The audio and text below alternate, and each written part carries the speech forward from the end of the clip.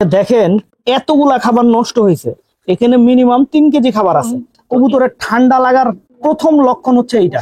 লোহার রডের উপরে যদি কবুতর বসে থাকে তাহলে ওই কবুতরের কনফার্ম ঠান্ডা লাগবে। আর এটা হচ্ছে আমার একমাত্র কুলাঙ্গার জুলফিকার কবুতর। আমার রাজশাহীর কালা কাউয়াদেরকে দেখাই যাচ্ছে না। এই কবুতরটার পায়ের মোজা কত বড় দেখছেন। আর আমি যার থেকে এই কবুতরটা নিছি উনি বলছে এই পায়ের মোজা নাকি আরো বড় হবে।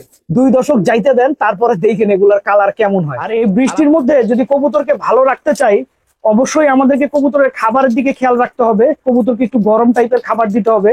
আসসালামু আলাইকুম দর্শকবৃন্দ, কি অবস্থা সবার, কেমন আছেন আপনারা? আপনাদের সবাইকে আমাদের নতুন একটা ভিডিওতে স্বাগত। দর্শকবৃন্দ, টানা বৃষ্টি হচ্ছে, কবুতরের অবস্থা খুবই খারাপ। আর এমন একটা পরিস্থিতি যে কবুতরকে খাবার খাওয়ানোটাও কঠিন হয়ে যাচ্ছে। কবুতরকে খাবার দিতে যাই, সাথে সাথে বৃষ্টি নেমে যায়। আজকে আমাদের প্রায় 1 বালতি খাবার নষ্ট হয়েছে। এখন এই নষ্ট খাবারগুলা, ভেজা খাবারগুলা আর কবুতরকে দেওয়াও যাবে না, বুঝতে পারছেন? আমি একটু খাবারটা আগে আপনাদেরকে দেখাই। এই যে দেখেন এতগুলা খাবার নষ্ট হয়েছে। এখানে মিনিমাম 3 কেজি খাবার আছে। তো এতগুলা খাবার যদি নষ্ট হয়, কবুতর খাবার খেতেই পারলো না, নষ্ট হয়ে যায়। সাধারণত আমরা যখন কবুতরকে খাবার দিই তো দেখা যায় বৃষ্টি নেমে গেলে ওই খাবারটা যদি পানি লাগে, ওই খাবারটা কিন্তু পরবর্তীতে রিপিট খাওয়ানো যাবে না। এমন করে খাবার জমাইতে জমাইতে এই খাবারগুলো সাধারণত আমি একটু শুকায় মুরগিকে খাওয়াই দিই। আমার মুরগির প্রায় খাবার জমে গেছে 1 বস্তার মতো। এখন আমার মুরগি হচ্ছে 6-7টা। এই মুরগি কি এত খাবার খায় শেষ করতে পারবে বলেন? প্রত্যেকদিন এইভাবে খাবার আমার ওয়েস্ট হচ্ছেই। আর এই দিকে আপনারা দেখেন আমার এই কবুতরটাকে একবার খেয়াল করেন কিভাবে চুপচাপ বসে আছে, দেখছেন? কবুতরের ঠান্ডা লাগার প্রথম লক্ষণ হচ্ছে এইটা। এই যে দেখেন কবুতরটা কেমন চুপচাপ বসে আছে। আর এই যে ঠান্ডাটা লাগছে এর পিছনে কারণটা দেখেন, এই কবুতরটার পাটা দেখেন কেমন ফ্যাকাশে হয়ে আছে, দেখছেন? এইখানে দেখেন কিছু কিছু কবুতর এই যে লোহার রডের উপরে বসে আছে। লোহার রডের উপরে যদি কবুতর বসে থাকে তাহলে ওই কবুতরের কনফার্ম ঠান্ডা লাগবে। কারণ হচ্ছে বাইরের আবহাওয়া যখন ঠান্ডা হবে এই লোহার রডগুলো আরো বেশি ঠান্ডা হয়ে যায়। আর কবুতরের মূলত ঠান্ডাটা লাগে হচ্ছে 2 জায়গা দিয়ে। এক হইতেছে যখন কবুতরের নাকের মধ্যে পানিটা লাগতে থাকে, শরীরের মধ্যে পানি শুকায় না। আর 2 হচ্ছে ওর পায়ে যখন ক্রমান্বয়ে ঠান্ডা লাগতে পারে। এই পায়ের যে তাপমাত্রাটা, এই তাপমাত্রা যখন কবুতর ধরে রাখতে পারবে না, ওর পায়ের এই তাপমাত্রাটা কমে আসার কারণে ওর শরীরের তাপমাত্রাও আস্তে আস্তে কমতে থাকবে, এই আর কি। তো যাই হোক, এই কবুতরগুলাকে আজকে একটু গরম খাবার দেওয়া প্রয়োজন ছিল, কিন্তু আমি আসলে একটু লেটে আসছি, যে কারণে কবুতরের মধ্যে আইসা দেখি কবুতরের খাবার দিয়ে দিছে। এই কারণে আসলে গরম খাবারটা দেওয়া হয় না। আজকে কবুতরকে একটু সরিষা দেওয়া খুবই দরকার ছিল, কিন্তু সরিষা দেওয়া হয় নাই। আর এটা হচ্ছে আমার একমাত্র কুলাঙ্গার জুলফিকার কবুতর। কেন বলি কুলাঙ্গার? আমার জুলফিকার কবুতর কিন্তু সাধারণত সাদা চোখের হয়। এই প্রথম একটা জুলফিকার কবুতর হয়েছে যেটা মাখরা চোখের। এখন এই মাখরা চোখের জুলফিকার কবুতর কতটুকু পাল্লায় ভালো করবে ভাই আমার জানা নাই, ঠিক আছে? এখন তারপরেও আল্লাহ যা লিখে রাখছে তাই হবে। কিন্তু আমি আসলে আশাহত, কারণ আমি এর আগে যেসব মাখরা জুলফিকার কবুতর করছিলাম, অবশ্য অন্য জাত দিয়ে করছিলাম, ওই জাতের কবুতর গুলো আসলে খুব একটা রেসে ভালো করে নাই। আর কবুতরের এরকম ডাকাডাকি করাটা বৃষ্টির মধ্যে খুবই ভালো ভাব। যেমন একটা কবুতর যখন ওর শরীরটা হিট থাকবে, গরম থাকবে, তখনই কিন্তু কবুতর গুলো এইভাবে ডাকাডাকি করবে, হ্যাঁ। আর এই মুহূর্তে আসলে যেসব কবুতরের হালকা ঠান্ডা ভাব আছে এদেরকে আজকে আমি একটা করে আলিসা ট্যাবলেট দিয়ে দিব। আলিসা ট্যাবলেটটা খাওয়াইলে হয় কি, আপনার কবুতরটার শ্বাসতন্ত্র ঠিক থাকে এবং শরীরের যে মনে করেন ঠান্ডা ভাবটা আছে সেটাও কেটে যায়। আর এইদিকে আমার উপরের কবুতরগুলা কিন্তু বেশ শান্তিতে, বেশ ভালো আছে। কারণ হচ্ছে উপরের কবুতরগুলা অনেক ফাঁকা ফাঁকা ভাবে আছে, বুঝছেন? জায়গাটা তার মানে ধাপড়িটাতে অনেক গ্যাপ আছে, যে কারণে কবুতরগুলা খুব রিল্যাক্সে বসতে পারতেছে। আর কবুতর যখন রিল্যাক্সে বসতে পারবে তখনই কিন্তু কবুতরগুলা ভালো থাকবে। কিন্তু উপরের খাঁচাগুলাতে আসলে বাচ্চাগুলাকে রাখা যায় না। তো যেই কারণে আসলে এই উপরের খাঁচায় আমার সিনিয়র কবুতরগুলো আছে। এইখানে দেখেন আপনার সিনিয়র কবুতরগুলা খুব ফাঁকা ফাঁকা করে আমি রাখতে পারছি, কিন্তু নিচে কিন্তু কবুতর একদম জ্যাম হয়ে গেছে। যে নটটা দেখতেছেন, এই নটটাও 4 বছর ধরে আমার বাসায় পাল্লা গেছে। এরা আসলে আমার সিনিয়র কবুতর। আর আসলে এরকম হালকা পাতলা রোগ ব্যাধি কখনো বাসার সিনিয়র কবুতরের হয় না, হয় হচ্ছে যেগুলোর বয়স কম। আর এই খাঁচায় বয়স কম কোনো কবুতরই নাই, সুতরাং রোগ ব্যাধি হওয়ার চান্স খুবই কম। তো যাই হোক, এগুলা হচ্ছে কি আসলে বাসার সিনিয়র কবুতরগুলো হচ্ছে বাসার মেরুদণ্ড। এই কবুতরগুলো দেখতে যেমন ভাল লাগে, এই কবুতরগুলোর বাচ্চা কাচ্চাই কিন্তু ঘুরে ফিরে আমার বাসায় ভালো করে।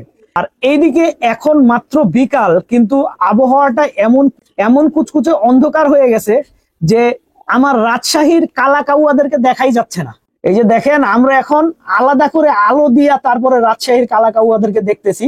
রাজশাহীর এই কালো কাউয়াদেরকে দেখার পিছনে মূল যেটা কারণ সেটা হচ্ছে এরা তো দুর্বল। এই বৃষ্টিতে, এই আবহাওয়াতে এই কালো কাউয়াদের কি অবস্থা সেটা দেখাটা জরুরি, কারণ এরা সবার আগে অসুস্থ হয়। আপনাদের একটা জিনিস দেখায়, একবার দেখেন এই জাক কবুতরটার পায়ের মোজা কত বড় দেখছেন। আর আমি যার থেকে এই কবুতরটা নিছি উনি বলছে এই পায়ের মোজা নাকি আরো বড় হবে। এমনিতেই তো ভাই বিশাল বড়। আসলে কি, একটা কবুতরের সৌন্দর্য শুধুমাত্র যে তার রেজাল্টে তা না, রেজাল্ট আছে, ওকে দেখতে সৌন্দর্য আছে। একটা ছোট্ট কবুতরের পায়ের মোজা যদি এত বড় হয়, কার ভালো লাগবে না বলেন। এই কবুতরটারও কিন্তু পায়ের মোজা অনেক ভালো ছিল, কিন্তু এটা পাশের বাসায় যাওয়ার পরে আল্লাহ জানে এটা কিভাবে ছিল। এটার পায়ের মোজা এখন একদম মনে করেন বরবাদ হয়ে গেছে, ছোট্ট হয়ে গেছে। আর এটা হচ্ছে আমার semi adult room. Semi adult room বলতে আমি যেটা বুঝাইতেছি, এইখানে বেশ কিছু বাচ্চা কবুতর আছে, বেশ কিছু সিনিয়র কবুতর আছে। যেমন আপনারা এখন যে কবুতরটা দেখতেছেন, এটা কিন্তু আমার বাসার একটা সেমি সিনিয়র কবুতর। সেমি সিনিয়র কবুতর বলতে এই কবুতরটা আমার বাসায় এবছর গেমেও আসছে, এর বয়স 1 বছরের মতো। এবছর মাশাল্লাহ গেমেও খুব ভালো করছে, আমার খুবই পছন্দের একটা কবুতর। তারপর আবার এই কবুতরটা আছে, এই কবুতরটার বয়স আপনার দেড় 2 বছরের মতো। তো এরকম বেশ কিছু ধরনের কবুতর আসলে এই কাছে মিক্সড আছে, আবার কিছু বাচ্চাও আছে। যেমন এই সিলভার কবুতর গুলা কিন্তু আমার বাসার নতুন বাচ্চা কবুতর, হ্যাঁ।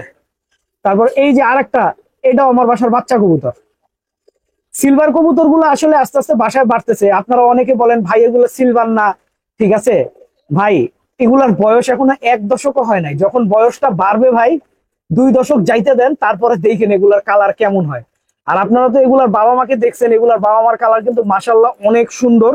আমার ভিডিও করতে আসলে খুব কষ্ট হইতেছে, কারণ এদিকে বৃষ্টি অনেক বেশি, এবং এই বৃষ্টির মধ্যে বর্তমানে কবুতর গুলাকে ভালো রাখার থেকে বড় চ্যালেঞ্জ আর কিছু নাই।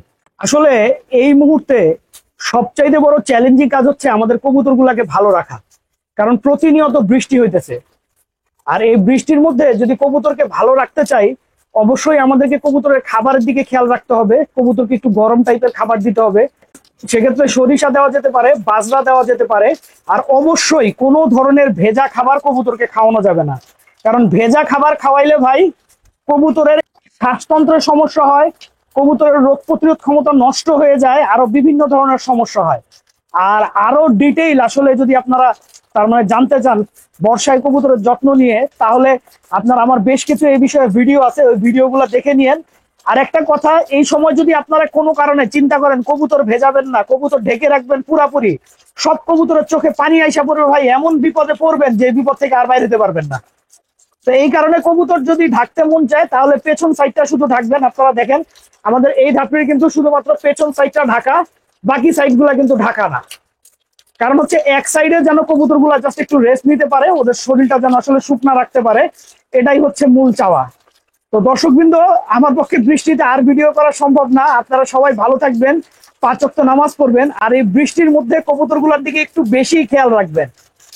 আসসালামু আলাইকুম রহমতুল্লাহ।